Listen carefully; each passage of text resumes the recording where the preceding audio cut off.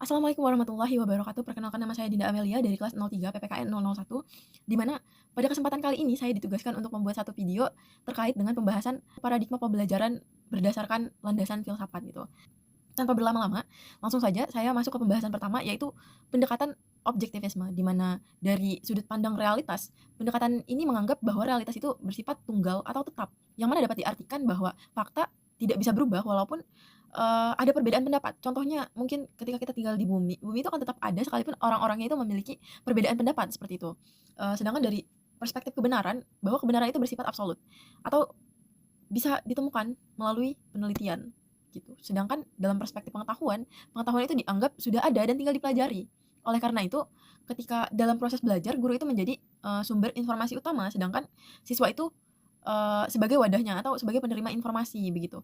Atau mungkin sederhananya kalau kita analogikan, pendekatan objektivisme itu seperti ketika kita belajar matematika nih. Kalau kita belajar matematika, 2 tambah 2 itu akan tetap 4 jawabannya. Jawabannya sudah ada.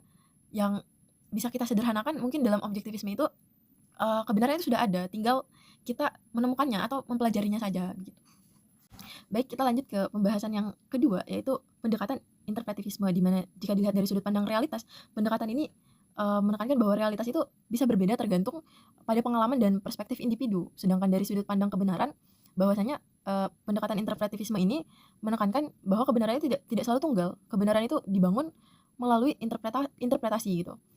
Sedangkan jika kita lihat dari sudut pandang pengetahuan, pengetahuan itu dibentuk dari pengalaman atau proses yang memberikan makna.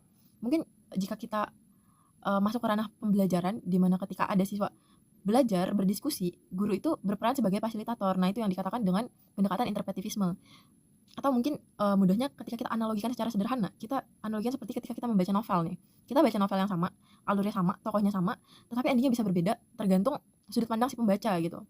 Yang dimana dapat kita artikan bahwa dalam interpretivisme, makna itu dibentuk oleh pengalaman masing-masing, sehingga kebenaran itu bisa beragam begitu. Selanjutnya kita memasuki pembahasan yang ketiga atau pembahasan yang terakhir, yaitu terkait dengan pendekatan pragmatisme, di mana pendekatan ini fokus pada apa yang bisa diuji coba atau yang telah dialami langsung. Karena dari sudut pandang kebenaran, sesuatu yang dianggap benar jika sesuatu itu bisa terbukti gitu, bisa membuktikan. Misalnya dalam pengetahuan, pengetahuan itu dinilai dari efektivitasnya dalam menyelesaikan masalah. Oleh karena itu, dalam belajar, praktik dan pengalaman itu sangat ditekankan gitu pada pendekatan pragmatisme ini. Mungkin kalau dianalogikan secara sederhana, ini dapat dikatakan ketika kita memilih metode belajar, kita mencoba banyak metode atau cara belajar, yang kita pilih udah pasti yang bisa membuat nilai kita baik.